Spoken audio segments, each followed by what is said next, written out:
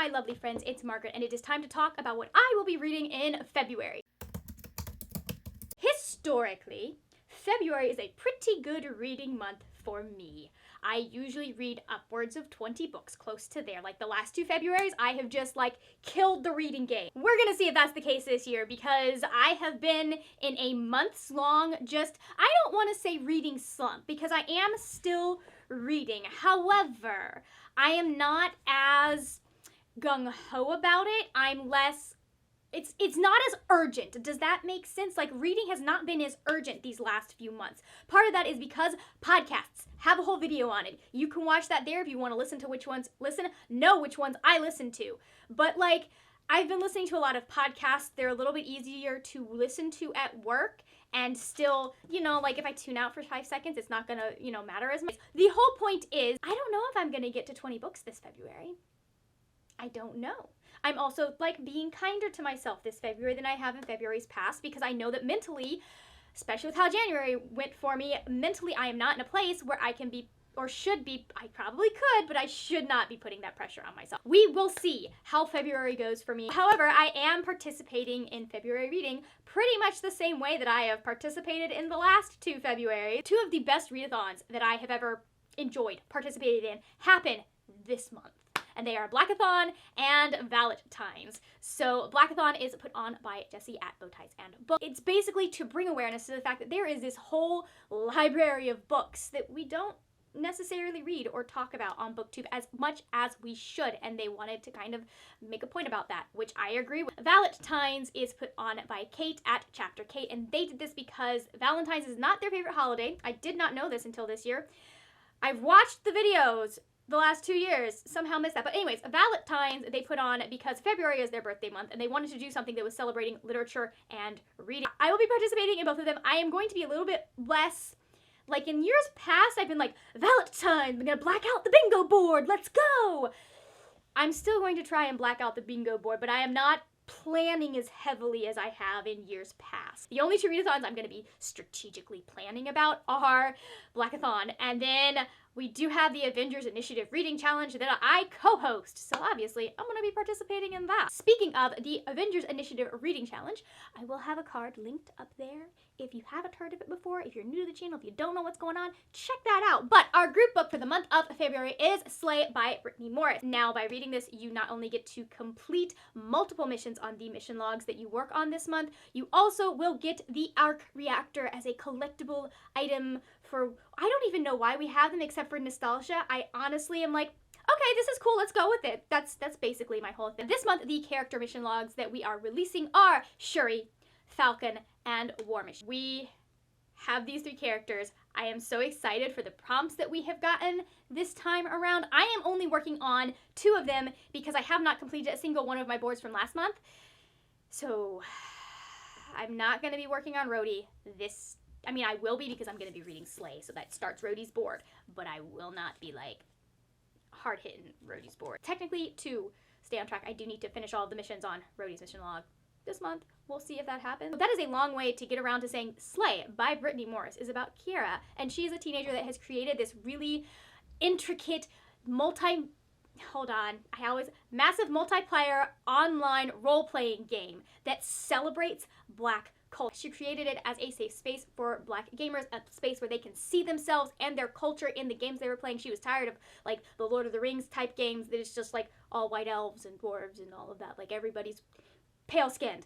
She wanted something that reflected her and reflected her culture and something she could see herself in. However, a murder happens between 2 players. Well, 2 players get in an argument in real life, and one of them ends up murdered, and that throws this game into the spotlight, and suddenly people are questioning whether or not it's okay for her to have this game that is very exclusive. You have to have a invite or something like that. It is a really good book. I read it last year. It about knocked me flat on my back because it was so good and so well done, and I'm so glad we chose it for the group book for this month. It does, like I said, fulfill multiple missions on all of the mission logs we are releasing this month. It may fulfill missions on the ones that we released in January. We don't sit down and check for those though because we're that's too much. We're just focused on whichever mission logs we're releasing the month that you are reading this book. There are some other books that I need to read this month that are not I don't know how they're gonna fit. I don't care. We'll figure it out. I need to read Winterkeep by Kristin Cashore.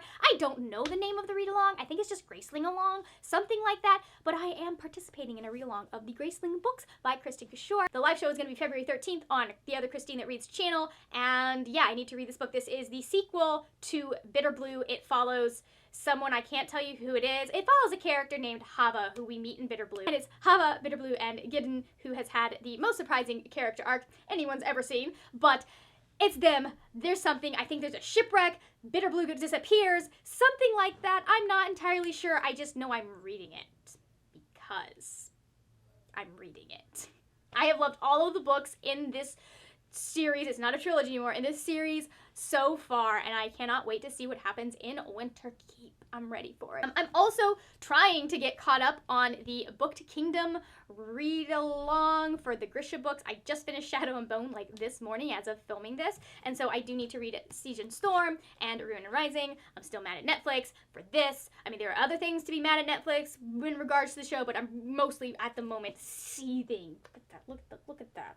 So this is Leigh Bardugo's debut series. It's about Alina Starkov. She finds out in the first book that she has magical powers that she has been suppressing all of her life, and that kind of leads her into this whole political intrigue and her being used by wanting to be, or different people are wanting to use her and stuff like that. It's complicated. It's wonderful.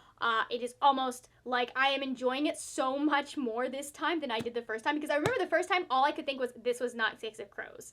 Like, what I really wanted when I finished Six of Crows was more of Kazan and Edge, and like that wasn't happening, so I'm like, this is not Six of Crows, but I am enjoying this so much. I'm enjoying being able to like kind of pay attention to what I want to pay attention to and answer some things. I'm like, really? Did I miss something? No, apparently I did not miss anything, and I don't understand the hate, but it's okay. Another read-along that I'm just doing, me, myself, and I need to continue with my chronological reread of the Shadowhunters saga.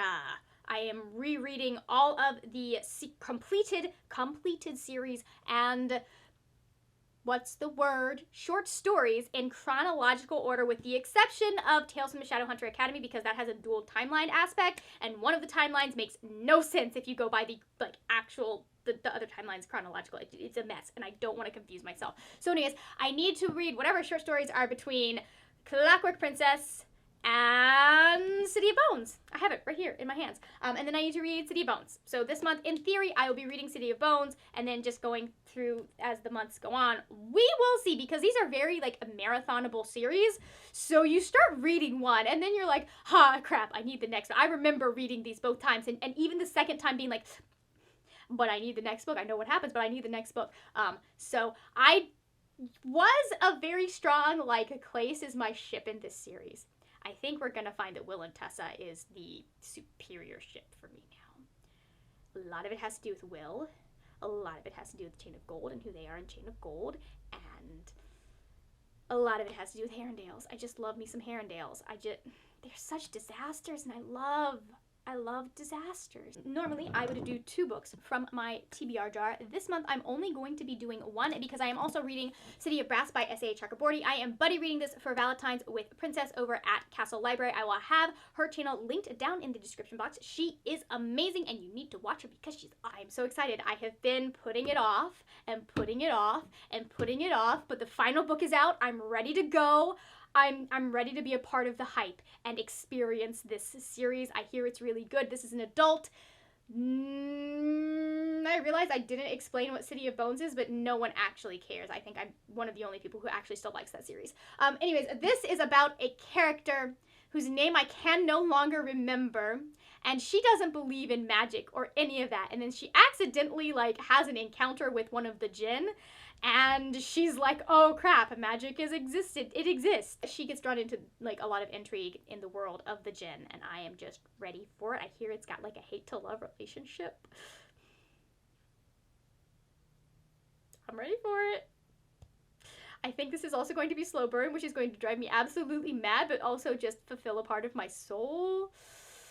I'm ready for it, guys. So that means that we need to pick one more book from the TBR jar. This is a rather reasonable looking TBR pile, actually. I was smart about it. Now, these are not all of the books I will be reading in the month of February because I listen to audiobooks and I have Concrete Rose over there. I just don't, I'm planning on getting to it, but like, I'm focusing on finishing the 5 mission logs that I'm supposed to be working on, and I'm saving Concrete Rose for Tony's because I've heard. Okay, so here's a book. There is a book here. Anyways, let's see. What is this? If this is a sequel, I will just pick the first book because I have a couple of series up there. The Lux. How do I feel about this choice? I don't know. Hold on. This is The Lux by Anna Garberson. I believe I got this book from a friend who was getting rid of it, and I saw a big, poofy, pretty dress and was like, oh yeah, let's do that. I have moved past my big, poofy, pretty dress phase, unless it involves historically inspired fantasy. But, okay, so it's in 1899. I am into it. And something about the girls, the two main characters, Elizabeth and Diana, discovering that their family status is far from secure. And yeah. Okay. I am interested. I wonder if I can find this on audiobook. So now it is time to talk about what I will be reading for blackathon. I am doing Team Lit Contemporary Nonfiction. I think that's it. All I know is that it was not the fantasy and it was not the horror thriller because I'm not in a horror thriller mood. And I don't like, I'm trying to get better about reading historical fiction, nonfiction, all of that good stuff. So, anyways, the first prompt for this team is a Maisie card, and that is to read a book that has a narrative that takes the character's whole life, or it is an intergenerational story. I am going to be reading Lazaretto by Diana McKinney Whetstone. This follows a couple of generations in this. That's a spoiler. Okay, what I can tell you is that this happens shortly after, like it literally happens, starts the day of, or the day after Lincoln's assassination. The first character we meet is a black midwife who ends up working as a nurse at the Lazaretto, which is it's a hospital where contagious people are sent to make sure they do not, cause a pandemic in New York City, I think. This is showing what black people's lives were like in the North during the Reconstruction. It follows a couple of families, I guess is what I'll say, going over like a 20, 30-year period. I'm not entirely sure, but like, y'all, this book almost had me in tears by the end because the ending is just so, despite all of the hard stuff in this book, it is so heartwarming.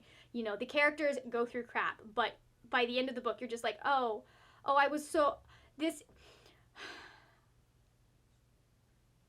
makes you so happy that you read the book. It made it an instant 5-star. This is one of my favorite books of 2019, and I've been wanting to reread it because I listened to it as an audiobook, not reading it physically, and so I wanted to reread it and like just take my time with it and annotate it and do what I like to do with some of my favorite books. So the next prompt is Patsy, and that is to read a book with 2 LGBT characters that go on a journey. I will be reading the book that this prompt is named for, Patsy by Nicole Dennis Bitt. This is another kind of intergenerational story. Like it's not, I don't know if it's over the whole life, but like it follows a mother and a daughter, and it's dual narratives. Mom has left Jamaica and come to the United States so that she's able to send money back to her daughter, True. It follows Patsy as she's trying to acclimate to the United States and kind of make a life for herself there, and True as she is trying to figure out who she is back in Jamaica. Prompt number 3 for this team is Nnedi Okorafor, and that is to read a book either with a black disabled main character or a black disabled author, and the character needs to, there's the whole theme of journey and travel. I'm trying to stick to that theme. For this one, I will be reading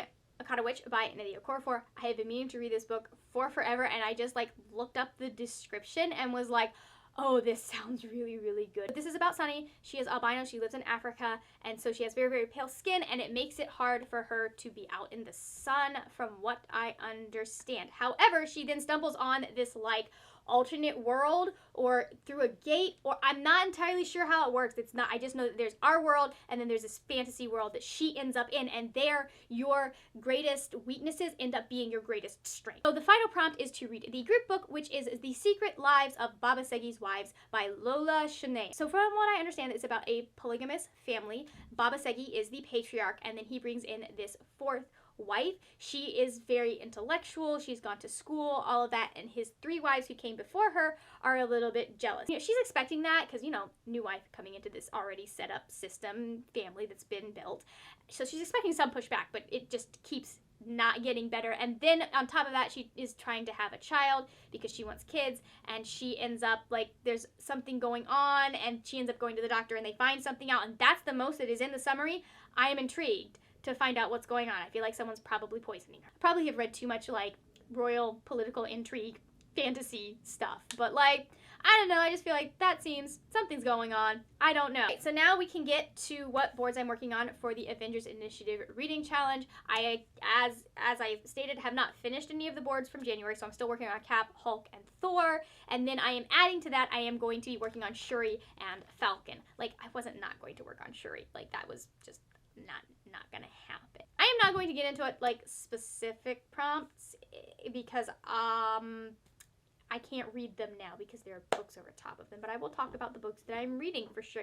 So obviously, because it is the group book, I'm reading Slay. That's going to cover several prompt missions on her mission log. And then I'm also going to be reading Lazaretto because it counts for a book about a character that's lost a sibling, and then it counts for a book about a woman in STEM because, like I said, one of the main characters is a woman who ends up being a nurse in 1980. So the final book that I am going to be reading for Shuri's board is Shuri, The Search for Black Panther by Nnedi Okorafor. I think I meant to read this last year and just ran out of time, or I don't entirely know, but we will be reading this again this month. This will be covering Africa. It's set in Africa, and then it's also going to be covering Book About a Princess. I'm not gonna lie, I was feeling lazy when I was making this TBR, and I was like, I know what's gonna be about a princess. It's gonna be something about Shuri. I spent so long trying to find things that fit these prompts, guys. My brain's broke. And then for Sam's board, I obviously, again, reading Slay. This covers a lot of prompts. And then I am going to be reading Unravel the Dusk by Elizabeth Lim. I read the first book, oh gosh, I read the first book in 2019. That wasn't last year, it was the year before. It's been a long life, guys. This is the second book in the Spin the Dawn thing that's going series. So in the first book, she's taken to the capital because her father is a tailor. He has not been doing well since her brothers died. And so she is actually going to end up having to go to the capital in the place of her youngest. She is the youngest, but her next in line, like the only remaining brother she has, because he cannot sew worth anything, and they are struggling, and they need to win this competition and become the emperor's tailor. And so she ends up going on this whole thing and quest, and in this, it's like Project Runway meets Mulan is how it was pitched, but like that's only the first half of the book, and then she ends up getting thrown into a whole bunch of other stuff that just kind of builds. So this is the sequel to that. I'm not entirely sure what happens because it's a sequel, and I don't look at if I like the first book, I just read it. But it is going to count for bird in the cover, character that can fly, and one other thing on Sam's board that I don't quite remember. And then the final book that I'm going to try and read for Sam's board is The Marriage Game by Sarah Desai. Hopefully this is the final book. If not, we'll just count City of Bones for character that likes music, maybe. I don't know. But this is a hate-to-love romance, I believe, because it is based on Pride and Prejudice. So it's about a girl who's not having the greatest career success, but her dad has all the faith in her. He ends up creating a dating profile for her, and then she has to share her office with this other kind of startup dude who is also trying to run his own business along with her, and they don't get along at first. And I'm just going on the assumption that it is a contemporary, and so therefore someone in this book, since I believe it is a Pride and Prejudice retelling as well as a contemporary hate-to-love romance, I'm assuming someone in this book is going to like music and fulfill that prompt for me. Like, hopefully. So for Valentines, I'm not going to sit down and tell you which book covers what prompt because I haven't really thought that far ahead. I just was like, you know what?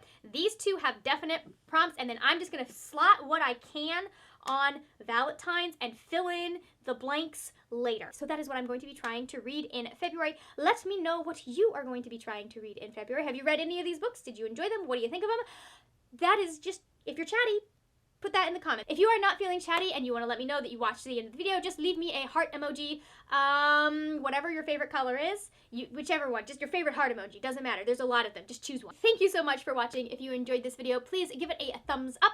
Also, I will have other videos over here that you can watch on my channel if you would like to see more about me and more about what I like to read and what I like to do. That is it for now, my friends. Happy reading, and I will see you later when we will talk about more wordy, nerdy things. Bye!